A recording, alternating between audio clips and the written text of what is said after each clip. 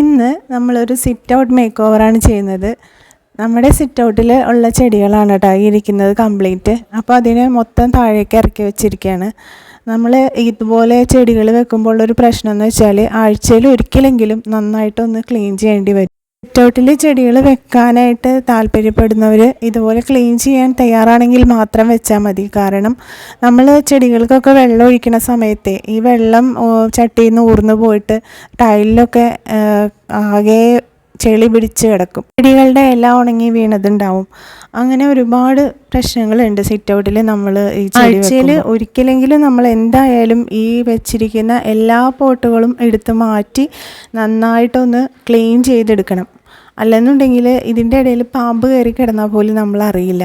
കാരണം നല്ല തണുപ്പുള്ള സ്ഥലങ്ങളിൽ നോക്കിയിട്ട് ഇപ്പോൾ നല്ല ചൂടാണല്ലോ, അപ്പോൾ നമ്മൾ ഈ ചെടിക്ക് വെള്ളം ഒഴിച്ചു കൊടുക്കുന്നതും ഒക്കെയാണ്. അപ്പോൾ ഈ ഭാഗത്തൊക്കെ നല്ല തണുപ്പുണ്ടാവും. അപ്പോൾ ചെറിയ പാമ്പുകളും ഒക്കെ വന്ന് കിടക്കാനുള്ള ചാൻസ് വളരെ കൂടുതലാണ്.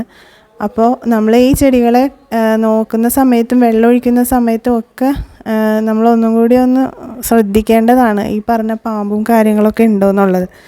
അപ്പോൾ ഇത് ഒക്കെ ഇതിൻ്റെ ഒരു നെഗറ്റീവ് സൈഡും കൂടിയാണ്. ഇങ്ങനെ ചെടികളൊക്കെ വെക്കുമ്പോൾ ഇങ്ങനെ ഒരു നെഗറ്റീവ് സൈഡും കൂടി ഇതിനുണ്ട്. അതൊക്കെ മനസ്സിലാക്കിയിട്ട് വേണം നമ്മളത് ചെയ്യണമെന്നുണ്ടെങ്കിൽ.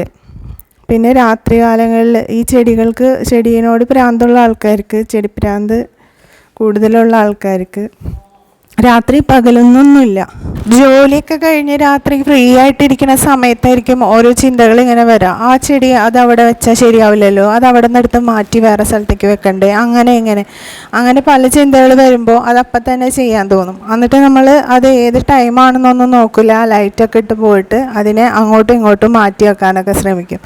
ഇതൊക്കെ എനിക്ക് എപ്പോഴും സംഭവിക്കുന്ന കാര്യങ്ങളാണ് കേട്ടോ. ഞാനിതെൻ്റെ കുറച്ച് ഫ്രണ്ട്സിനോട് പറഞ്ഞപ്പോൾ അവർക്കും ഇങ്ങനത്തെയൊക്കെ പരിപാടികളുണ്ടെന്നാണ് പറയുന്നത്.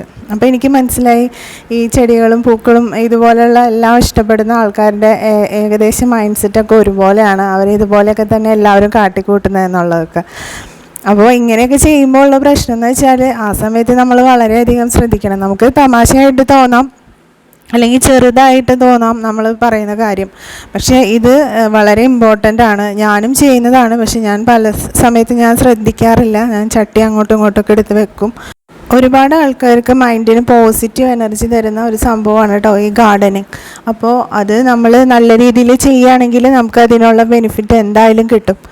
അപ്പോൾ ഇന്ന് ഞാൻ എൻ്റെ ചെടികൾ കംപ്ലീറ്റ് ഒന്ന് ഇറക്കി വെച്ചതിന് ശേഷം ഞാൻ നന്നായിട്ട് ഒന്ന് അടിച്ചു കൊടുത്തിട്ടുണ്ട്. അവിടെ നിറച്ചും മണ്ണും ഇതൊക്കെ ഉണ്ടായിരുന്നു. ആ മണ്ണും ചെളിയൊക്കെ അടിച്ചു കൊടുത്തതിന് ശേഷം പിന്നെ വെള്ളം ഒഴിച്ചൊന്ന് കഴുകിയതിന് ശേഷം പിന്നെ നമ്മുടെ ഡ്രസ്സ് വാഷ് ചെയ്യുന്ന ലിക്വിഡ് ഉണ്ടല്ലോ, അതാണ് ഒഴിച്ചു കൊടുത്തത്. അത് ഒഴിച്ചു കൊടുത്തിട്ട് മോപ്പ് വെച്ചിട്ട് നന്നായിട്ട് എല്ലായിടത്തും ഒന്ന് തേച്ച് കൊടുത്തു. അതിന് ശേഷം പിന്നെയും വെള്ളം ഒഴിച്ചിട്ട് പിന്നെ ഈ വൈപ്പർ വെച്ചിട്ട് ആ വെള്ളം കളയണം കേട്ടോ. ഈ മോപ്പൊക്കെ വെച്ച് ഈ ഡിഷ് വാഷ് ലിക്വിഡും അതും ഇതൊക്കെ ഒഴിച്ച് കഴുകണ സമയത്ത് വളരെയധികം ശ്രദ്ധിക്കണം, തെന്നി അങ്ങോട്ട് പോകട്ടോ.